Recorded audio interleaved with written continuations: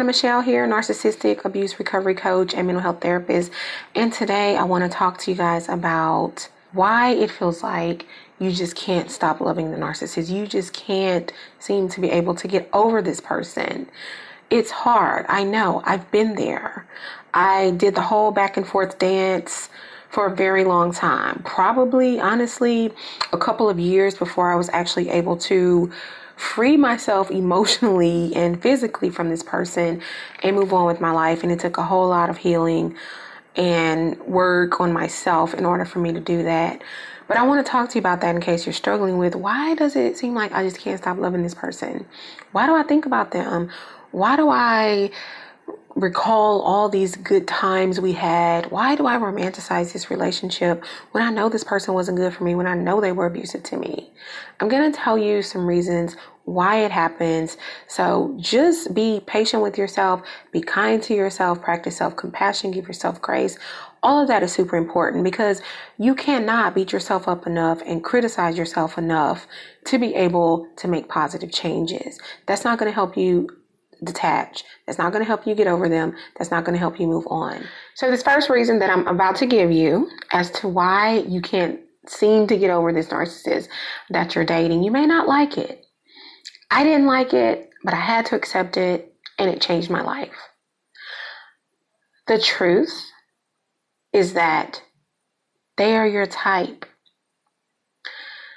This narcissist is the type of person you go for. Now, you might be thinking there's no way someone as abusive and manipulative and cruel as a narcissist can be my type. I'm not talking about that part of the narcissist. I'm talking about the part of the narcissist, the side of them that you saw in the beginning, where they were idealizing you and they were love bombing. That's your type. You know why that's your type? Because you so desperately needed to feel loved by someone. You so desperately needed to feel validated. You so desperately needed to feel special and to have someone pouring all of that time and attention and affection and energy into you.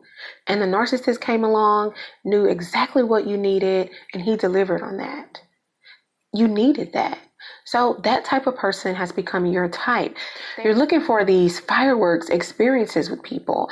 And that's all the good stuff, right? But even when we go through a lot of the unpleasant things that we do with the narcissist, that creates heightened emotion as well. So you get sort of addicted to that adrenaline, to that energy, to that hot and cold, to that rush. That's going to bring me to my second point. But I'm not quite finished with this one, okay? They are your type. You have a type. You may be attracted to that love bombing for the reasons that I gave. You may be attracted to someone who seems overly confident, maybe even to the point of arrogance. You may be attracted to someone who is sort of grandiose and makes themselves seem that they're superior. That might be attracted to you. And we need to be honest with ourselves and admit that. I had to do that. And you know why that was so helpful for me? Because once I accepted and admitted to myself, this person is my type, then I knew what not to fall for. I knew what to look out for. I knew that when I felt that instant sort of attraction and chemistry, that is someone who wasn't good for me. So I had to learn to like something different. It is what it is. A very brilliant therapist helped me see that. And it has been life-changing. So I am trying to help you guys see that. Pay attention, look at the types of people that you've been in relationship with, the patterns, the personalities, and ask yourself, do you have a type? And if this is your type, then it's even harder to let go of it because it just feels so right, even when you know it's not. And that second point that I was about to get to, when I talked about the adrenaline rushes that we get with these people, the intense emotion, all the highs and lows, the ups and downs, that is excitement. That is a high. It's not always fun and it doesn't always feel good. But when you're on these roller coaster of emotions and you are getting this intermittent reinforcement, which is basically hot and cold behavior from the narcissist, where they're giving you a lot of what you need from them and then they pull away, and then maybe they become abusive and then they give you breadcrumbs. It's like when you're addicted, basically that's the bottom line. You become addicted to the narcissist. via the trauma bond, right? It's really called a trauma bond, but it's like an addiction. When you think about someone who is actually addicted to a substance, they are always chasing a high. Those of us who tend to be drawn to narcissists or toxic relationships, we like the high. And that's kind of related to the first point. Being aware of that about yourself. If you find yourself being with so-called good guys and they feel boring to you, pay attention to that. You are attracted to the wrong type of person. You are attracted to excitement. And there are ways that you can create more positive means of excitement in healthy, less dysfunctional relationships. It is possible to do that. Maybe I need to make a video on that.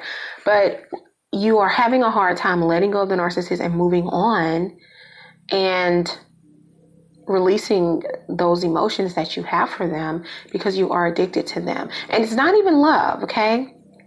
It's a trauma bond. It feels like love. It sort of has some of the same components as love on an emotional level. But you're addicted to these people. And like any other addiction, it's not hard to just quit it cold turkey and walk away. And the next reason that I'm going to give you as to why you still find yourself loving this narcissist and you're having a hard time moving on is that, listen, this is the reality. This person was special to you. This was a meaningful relationship to you. You cared about them deeply. You thought this was something real. Maybe you thought you were going to spend a lifetime with this person. So there were real feelings there. And it's hard to accept. There's cognitive dissonance that comes into play. Cognitive dissonance is when we hold two competing beliefs about someone. But are they really competing? Because that's the thing. Cognitive dissonance is like, okay, there's this good side and this bad side. Which one is true? I believe this person to be loving and kind. I believe them to be harmful. And we can choose a side, right? But when we choose a side, we're either going to be completely in denial and overlook all of the harmful behaviors and choose the positive beliefs about them. Or we can go the other way and be in denial about things that they added to our life or things that we had with them that were actually positive or they felt that way to us. And then we're in denial about that and we're suppressing that part of ourselves. And when we suppress feelings and when we are not aware of thoughts and beliefs related to ourselves or someone we were in a relationship with, that creates an internal conflict. That creates an internal struggle. So the reality is this. These contradicting beliefs that you have can coexist. These contradictory feelings that you have can coexist.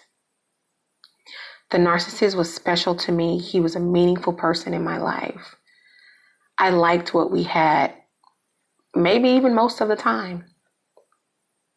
And, not a but, and the narcissist was very cruel to me.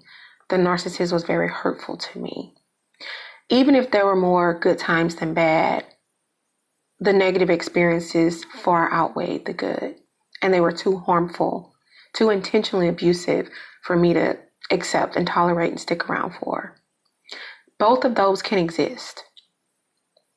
I still have positive feelings. I love the narcissist still. And I'm angry with them for what they did to me. Coexisting feelings and beliefs can exist. That's how we process and work through things without using defense mechanisms, without denying, without suppressing, but just facing it head on. Experiencing both sides. Reflecting on thoughts from both sides. And that's why it might be hard for you to let go of the narcissist, because you might be suppressing something that needs to be felt, needs to be processed in order to sort of accept whichever narrative you're choosing.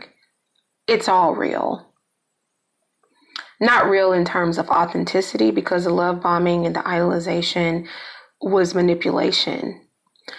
But the things that happened during that actually happened. So what you experienced was real for you, and it led to some positive feelings and powerful, intense feelings that you had for this person.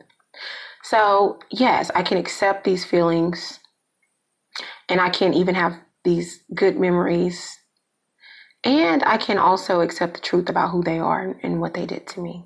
And the last thing I'm going to tell you about why you can't just get over that narcissism and walk away.